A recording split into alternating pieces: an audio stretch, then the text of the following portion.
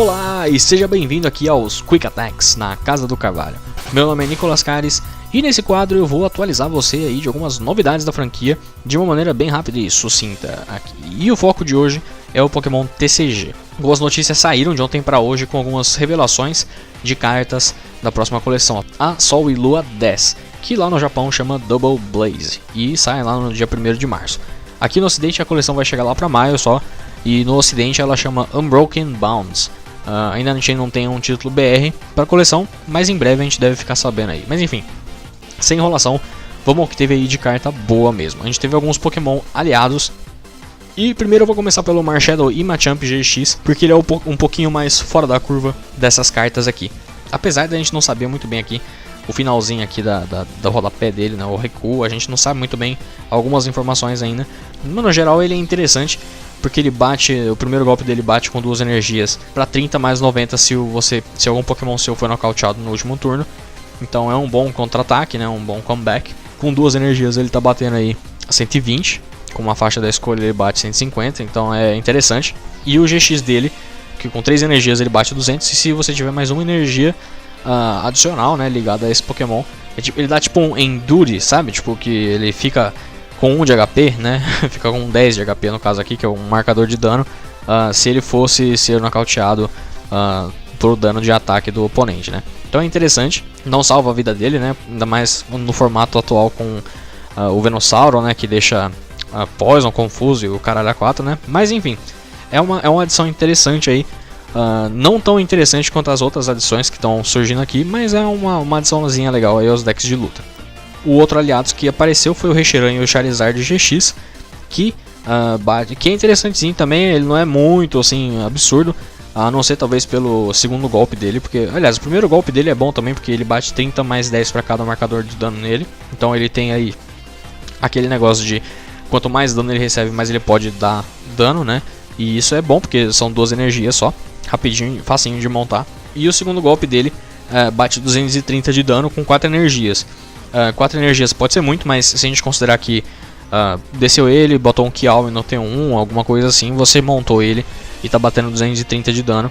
O único ruim é que você não pode usar esse golpe todo turno, né? Você teria que recuar ele nos turnos seguintes para poder atacar de novo, né?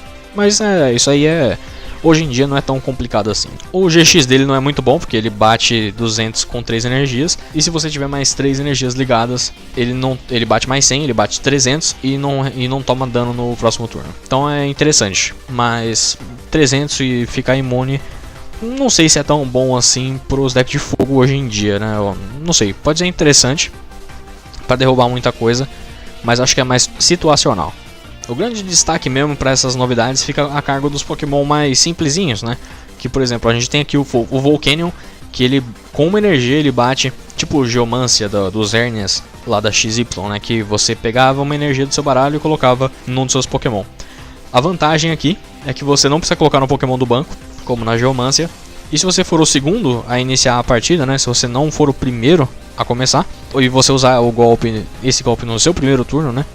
Você pode ligar até 3 energias de fogo, e isso é muito destruidor, né? Porque é um setup animal. O segundo golpe dele também é interessante, porque só com 2 energias ele bate 50, e se você tiver 4 energias em campo, ele vai bater mais 60. Então é 110 por 4 energias em campo, 2 delas já vai estar no seu Pokémon ativo, né? Pra você atacar. Então 110 aí meio que de graça.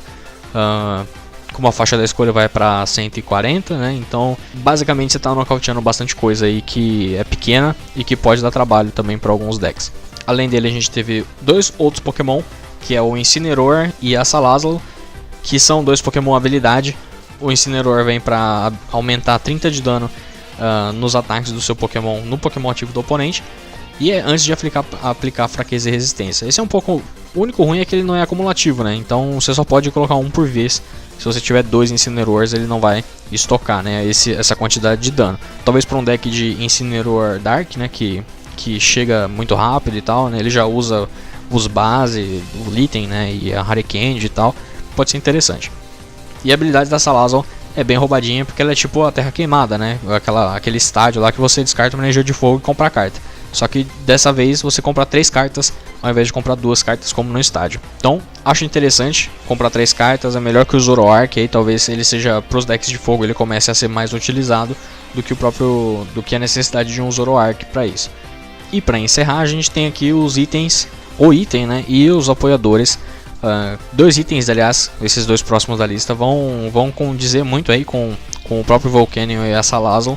Porque o Fire Crystal, que é esse primeiro item aqui, ele pega 3 energias de fogo da pilha de descarte e põe na sua mão. E isso é muito forte. Recuperação de recurso aí é muito interessante. Ainda mais se a gente colocar junto com o Elder, que está aparecendo aí na tela aqui.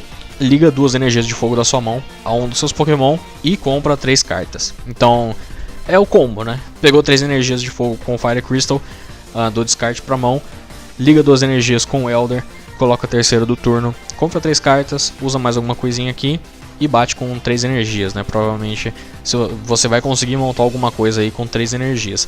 Seja uma Naganadel, seja um Blacephalon, seja um Charizard, aí retirando Charizard GX, alguma coisa você vai conseguir montar com esse setup.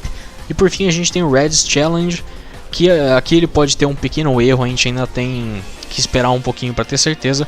Tô colocando ele aqui a nível de curiosidade, porque a arte original estava um pouco borrada, então a tradução para o inglês ficou meio imprecisa, a gente não tem certeza ainda se é bem isso aqui. Mas, tecnicamente, o efeito dela é descartar 3 cartas da mão e pegar 2 cartas do baralho e colocar na mão. Existe a possibilidade que seja descartar 2 cartas e pegar uma carta no baralho, tipo uma outra ball para qualquer carta. Só que não tem como ter certeza ainda, a gente precisa de uma versão mais em alta qualidade dessa carta, com o texto em japonês para poder ter certeza do que ela se trata. Então essas foram as principais novidades aí relacionadas a Double Blaze, Sol e Lua 10, que está chegando aí logo mais. Lembrando que todas essas notícias que eu vou comentar aqui, elas estarão lá no nosso site. Essa notícia já está lá, o link está na descrição. Você pode acessar lá, ver as artes das cartas com mais resolução, baixar elas para verificar e tal. Até para testar elas, né? Tipo proxies, né? Você pode imprimir elas sem nível para prática, né? Para você praticar e tal, ver como é que ela encaixa no seu baralho. É possível fazer isso. É lógico que elas não são usáveis em torneios nem nada do tipo. Então fiquem no aguardo aí que em breve teremos mais Quick Attacks aqui na Casa do Carvalho. Então, falou gente, um abraço e até mais.